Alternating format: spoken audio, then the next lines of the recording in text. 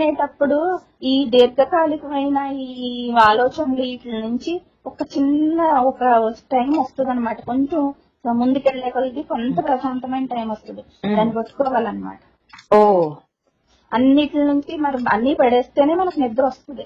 అవును, అన్ని ఆలోచనలు చేస్తున్నంత సేపు నీకు నిద్ర రాదు. నిద్ర రాదు. Correct correct.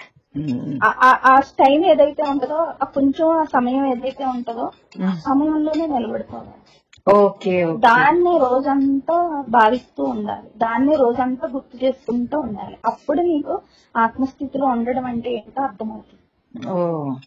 ఇవన్నీ నేను పరిశోధన ఇలా చేశాను కాబట్టి నా బుద్ధికి అర్థమైంది. అవునవును, అది నేను ఇతరులతో చెప్పగలుగుతున్నాను.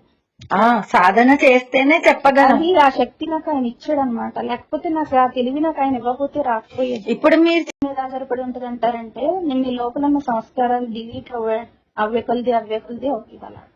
అసలు సంస్కారాలు ఎంత బలంగా ఉంటాయో అంతగా మనలో అజ్ఞానమే ఉంటది తప్ప ఈ అవేర్నెస్ అనేది అర్థం అవుతుంది. ఈ ఆత్మస్థితి అనేది మీకు దట్టమైన అడవిలాగా అజ్ఞానం అనేది అల్లుకుపోయి ఉంటే చీకడగా ఉంటది అక్కడ అంత లోపల.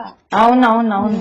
ఎలా ఉంటదంటే పక్కోడు ఆస్తుల కోసం పక్కోడు స్వార్థం కోసం ఏమైనా చేసేస్తారనమాట. అవునవును, దట్టంగా ఉంటది అజ్ఞానం అక్కడ. అజ్ఞానం, అవును కరెక్ట్. వాళ్ళకి అర్థం కాదు కదా, వాళ్ళు ఎంతసేపు శరీరమే నేనని మమేకమైపోయిన వాళ్ళు ఏంటంటే అందులోంచి బయటికి రారు. రావాలని వాళ్ళకి ఉండదు, రావాలని అనుకోరు కూడా. ఎందుకంటే వాళ్ళు అందులోనే సుఖాన్ని వెతుక్కుంటూ ఉంటారు. వాళ్ళకి ఏం దుఃఖం కలగదు, ఎందుకంటే డబాయించి తెచ్చేసుకుంటారు అందరి నుంచి. అదే కాదు, వాళ్ళు దాన్నే ఎంజాయ్ చేస్తున్నారు కదా, అందుకని వాళ్ళకి దుఃఖం అంటే ఏంటో తెలియదు. కానీ మంచోడు ఉంటాడు, చాలా దుఃఖాన్ని అనుభవిస్తాడు. ఎందుకంటే వాడికి ఏవో కావాలని ఉంటది, వాడికి కావాల్సిన ఏమి దగ్గరికి రావు, ఇంకేదో జరుగుద్ది, వాడు తట్టుకోలేక ఏడుస్తూ ఉంటాడు. మంచోడు ఎప్పుడు అలాగే ఉంటాడు. కానీ ఆడు అందులోంచి బయటికి రావాలంటే అసలు ముందునే ఈ శరీరమే నేను అనేదే ఫస్ట్ స్టార్టింగ్.